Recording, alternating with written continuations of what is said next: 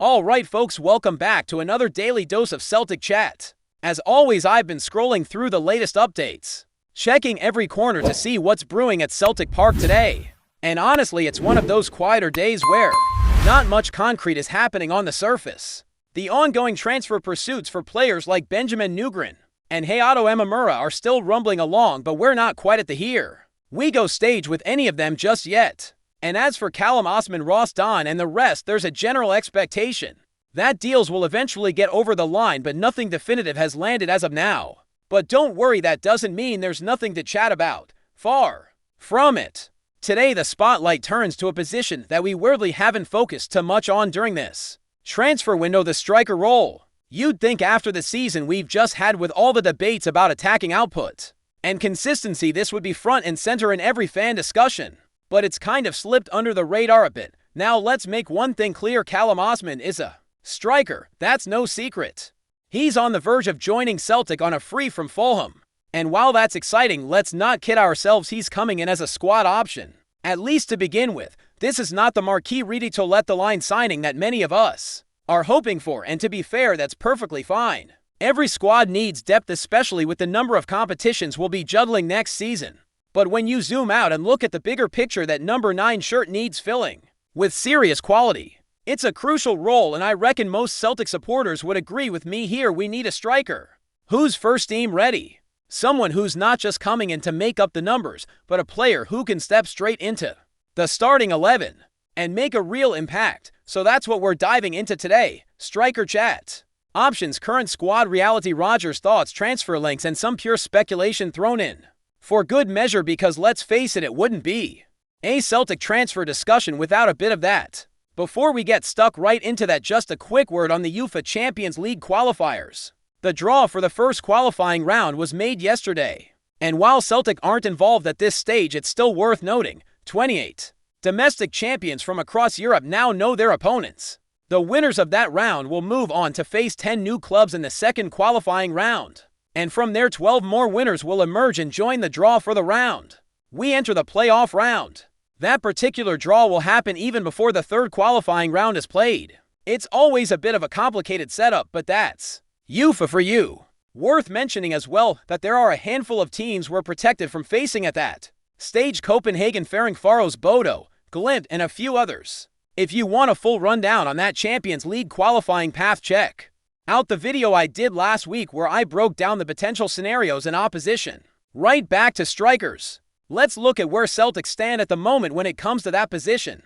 Currently, the options include Adam Ida, Johnny Kenny, and soon Tobe Callum Osman.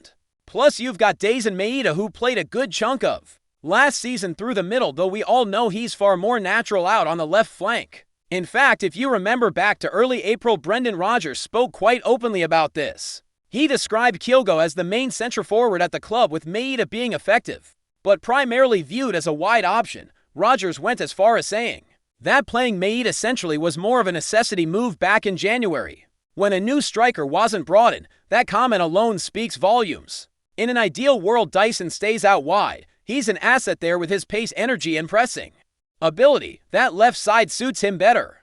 And honestly, when you think back to games like the Scottish Cup semi-final against St Johnstone at Hampton, Maeda started wide left with Kyogo through the middle and Jota coming off the bench. Even before Jota's injury late last season, Maeda had already been shifted back to the wing. So let's go with that assumption. Maeda is a left winger going forward. That narrows us down to Ida, Kenny, and Osman as our centre-forward options for the new campaign. And I don't know about you, but that trio doesn't exactly scream strength and depth, does it? Even by Celtic standards, it's hard to imagine the club entering a full season with just those three as the front-line striking options. More importantly, it's not what Brendan Rodgers wants. Rewind a year and he laid out exactly what his ideal striker situation looks like: 3 strikers, 2 established top-quality forwards, and 1 young prospect to develop. Back then, Rocco Vada was seen as that developmental player, but with his departure, that slot's open again. Right now, Kenny could fill that role, but with Osman coming in, it's probably going to be a bit of a battle between those two in preseason to decide who sticks around as the third choice. Gut feeling, I reckon Osman edges that contest. From what we've seen of him at Fulham, there's a bit more technical ability and overall potential there. But time will tell. Either way, it leaves us short a proven first-team starter. Adam Ida now here's a divisive figure among the Celtic support. Some fans rate him, others absolutely don't. And there's probably a fair chunk of people sitting somewhere in the middle. Let's be fair though, Ida did score 20 goals last season. That's not a bad return for a player who more often than not wasn't even first choice. He ended up starting nearly 30 games across all competitions, which might surprise some people who felt like he was more of a bench option. But even with that decent goal tally, there are parts of his game that leave you pulling your hair out. His link-up play can be frustrating to watch. We've all seen glimpses. Remember that game at Rugby Park when we secured the league title? He was unplayable that night. And there have been other moments where he's shown real flashes of quality. But the consistency just hasn't been there. When you know a player has that level somewhere inside him, you want to see it more often, and I think that's the frustration. With Ida, there's no doubt he'll get goals next season. His movement in the box, his instinct to attack space, they're good. But building the play, holding the ball up, linking midfield and attack, that's where it all gets a bit messy. And if we're being honest, that wasn't just an Ida issue last season. Even Kyogo struggled with that in Rodgers' system. Kyogo's strength was always making runs and behind, stretching defenses and finishing clinically. Under Rodgers, though, the emphasis shifted.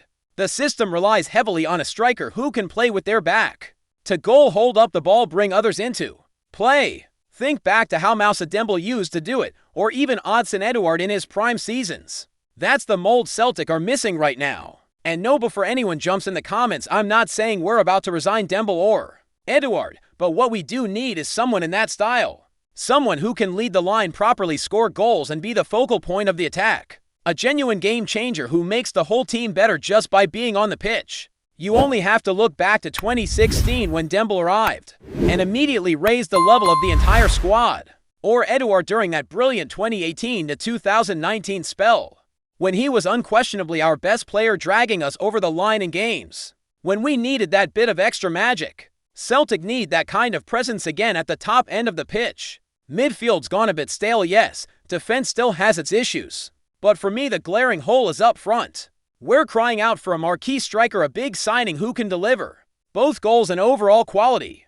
Will the club actually deliver that in this window? That's the big question. Rodgers himself even hinted last year that it's often easier for the club to bring in a top winger than a top striker, which makes you wonder if there's a scenario where the club leans towards signing another wide player and then shifts Maeda centrally again. Personally, I hope not, because Rodgers clearly wanted a striker in January and didn't get one. He'll definitely want one now. So who's actually out there? The name that's been doing the rounds for what feels like an eternity is Matthias Kvistgaarden from Brandby. Young, prolific, exciting. But here's the kicker: Brandby reportedly want around £12 million, and that number feels like it's rising every day. Add to that the interest from clubs in the top 5 European leagues, and honestly, that deal feels like it's slipping away. We were linked with Kelechi Iheanacho back in January too. At the time, he was at Sevilla but went out on loan to Middlesbrough. Didn't exactly light up the championship. They're just 1 goal in 15 appearances, but would you really be shocked if his name resurfaced on the Celtic rumor mill? Given Rodgers' track record of going back to players he's worked with before like Kieran Tierney and Kasper Schmeichel, it wouldn't be surprising. Then there's Evan Ferguson from Brighton. Now this one's interesting. Could just be a wild internet rumor growing legs, but there's chatter suggesting both Rodgers and Ferguson are keen on making something happen. Young Irish bags of potential, but also coming off a tough season where he struggled for minutes and goals. Feels like a loan move could be possible, especially with Brighton strengthening their own attacking options. That said, there's no solid reporting on it yet, but would anyone really be stunned if Celtic were working behind the scenes to make that kind of loan deal happen? Now, I've done a bit of digging myself. Had a look at transfer stats focused on under-23s. Across Europe's top leagues, players scoring consistently, but still attainable for a club like Celtic. Names like Luis Munteanu from Romania stand out, 19 goals in 25 games, currently playing at under-21 level for Romania and already scoring against teams like Spain at that level. Another one is Arnaud Calamuendo from Rennes. 17 goals in League One last season. Those Spurs are apparently sniffing around him, which probably puts him outside our price bracket. There's also William Gomez from Switzerland, a former Lion youth prospect now attracting interest from Leeds United. And yes, I did notice Troy Parrott on that top scorers list too. At 23, he's had a decent run, but again probably more of a backup profile than the main man we need. At the end of the day, Celtic need to get creative. Scouting needs to go deeper than just England and the usual markets. Europe has gems if you look in the right places. We've seen it before with players like Edouard Dembele and even Kilgo. The bottom line, we need a top striker. Someone who changes games, leads the line, and raises the level of everyone around him. Ida is fine for rotation. Osman and Kenny can battle it out for the third spot. But that marquee signing that has to happen, and with just over 2 months left in the window, the clock is ticking. Before we proceed, subscribe to our channel and enable notifications to receive all exclusive news about Celtic FC. Don't miss any details about your favorite team. It's extremely important for Celtic FC fans. Whispers are growing loud around Parkhead this week, with strong suggestions that Celtic may be on the verge of pulling off a sensational move for rising Norwegian talent ØRJASÆTER. Reports emerging from the continent and picked up by insiders suggest a deal worth in the region of £7 million could already be in the final stages, sending Hoops fans into a frenzy of speculation.